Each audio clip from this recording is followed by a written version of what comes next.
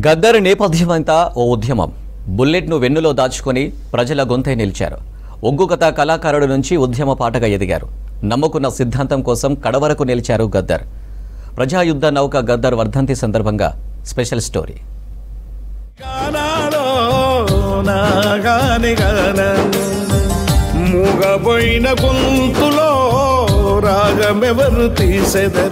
విప్లవ సాంస్కృతిక ఉద్యమంలో ప్రభంజనం గద్దర్. ఆయన పాటలు కోట్లాది మంది ప్రజలను ప్రభావితం చేశాయి. తెలంగాణ ఉద్యమంలోనూ ఆయనది చెరిగిపోని ముద్ర.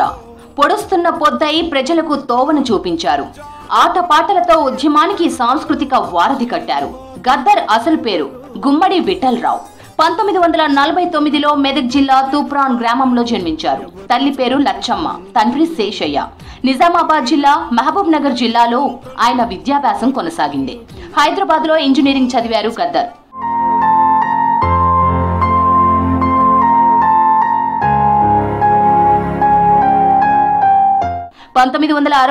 తెలంగాణ ఉద్యమంలో గద్దర్ చురుగ్గా పాల్గొన్నారు. భావ వ్యాప్తి కోసం బుర్ర కథలతో ఊరూరా తిరిగి ప్రచారం చేశారు.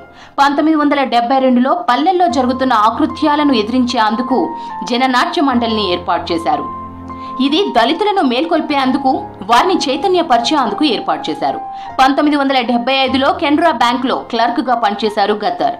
ఆయన సతీమణి విమల. వీరికి 3 పిల్లలు ఉన్నారు.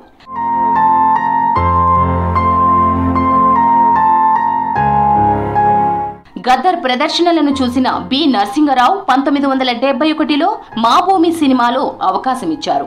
ఇందులో సాయుధ పోరాట యోధుడు యాదగిరి పాత్రలో అద్భుతంగా నటించారు గద్దర్. బండెనక బండి కట్టి అనే పాట గద్దరే స్వయంగా పాడారు. తర్వాత నారాయణమూర్తి తీసిన ఒరే రిక్షా సినిమాకు పాటలు రాశారు. 1984లో క్లర్క్ ఉద్యోగానికి రాజీనామా చేశారు గద్దర్. 1985లో కారంచేడు దళితుల హత్యలకు వ్యతిరేకంగా పోరాడారు. జననాట్య మండలి కళాకారులతో కలిసి మహారాష్ట్ర, మధ్యప్రదేశ్, ఒడిశా, బీహార్ రాష్ట్రాల్లో అనేక ప్రదర్శనలు చేశారు. గోచి, గొంగలితో ఆయన పాడిన పాటలకు ప్రజలు పట్టం కట్టారు. దళిత పేదలు అనుభవిస్తున్న కష్టాలు, నష్టాలను ఆయన కళ్లకు కట్టినట్లు ప్రదర్శించేవారు. అలిగిన ఆ గొంగడి బొంతను ఎవరు అలుముకుందురో.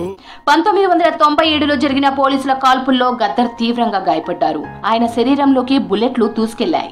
అన్ని బుల్లెట్లు శరీరం నుంచి తొలగించినా వెన్నులో ఇరుక్కున్న బుల్లెట్ ను డాక్టర్లు తీయలేకపోయారు. ఆ బుల్లెట్ తీస్తే ప్రాణానికి ప్రమాదమని డాక్టర్లు చెప్పారు. వెన్నులో బుల్లెట్ బాధ పెడుతున్నా అనగారిన గొంతుకుల కోసం పాటను పల్లె పల్లెకు తీసుకెళ్లారు గద్దర్. తూటాలు దిగినా ఆయన వెనుకంజ వేయలేదు. తుది శ్వాస వరకు గొంతులేని వారి కోసం గొంతుకగా మారారు. గలమెత్తారు, ఆడారు, పాడారు. వారి జీవితాల్లో వెలుగు నింపేందుకు అహర్నిశలు పోరాడారు. మలిదశ ఉద్యమంలో గద్దర్ పాత్ర వెలకట్టలేనిది. తన గొంతుతో ఉద్యమానికి ఊపునిచ్చారు. పొడుస్తున్న పొద్దు మీద నడుస్తున్న కాలమా అంటూ పాడిన పాట ఉద్యమంలో ఉర్రూతలొగింది. అమ్మా తెలంగాణమా అంటూ ఎట్టి మనుషుల ఆకలిని చాటారు గద్దర్. బలమైన కమ్యూనిస్టు భావజాలం ఉన్నప్పటికీ ప్రత్యేక రాష్ట్రానికి మద్దతిచ్చారు. ఉద్యమంలో యాక్టివ్ గా పాల్గొన్నారు. పొడుస్తున్న పొద్దు మీద నడుస్తున్న కాలమా, పోరు తెలంగాణమా, పోరు తెలంగాణమా, కోట్లాది ప్రాణమా. కులం అనే అడ్డుగోడతో సాయుధ పోరాటాలు తగ్గిపోతున్నాయని గద్దర్ చెప్పేవారు. సాయుధ పోరాటం అంటే తుపాకులు పట్టుకోవడం కాదు, తిరుగుబాటు చేయడమని చెప్పారు గద్దర్. ఆయన మంచి గాయకుడే కాదు, రచయిత కూడా.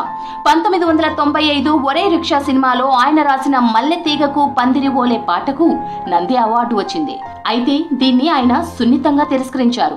2011లో జై బోలో తెలంగాణ సినిమాలోని పొడుస్తున్న పొద్దు మీద పాటకు ఉత్తమ నేపథ్య గాయకుడి అవార్డు దక్కింది. ఆగస్టు 6, 2023న అనారోగ్యంతో ఆయన కన్ను మూశారు. భౌతికంగా దూరమైన ఆయన పాటలు ఎప్పటికీ ప్రజల గుండెల్లో నిలిచే ఉంటాయి. ఆ మహనీయుడి వర్ధంతి సందర్భంగా ఇదే ఘన నివాళి.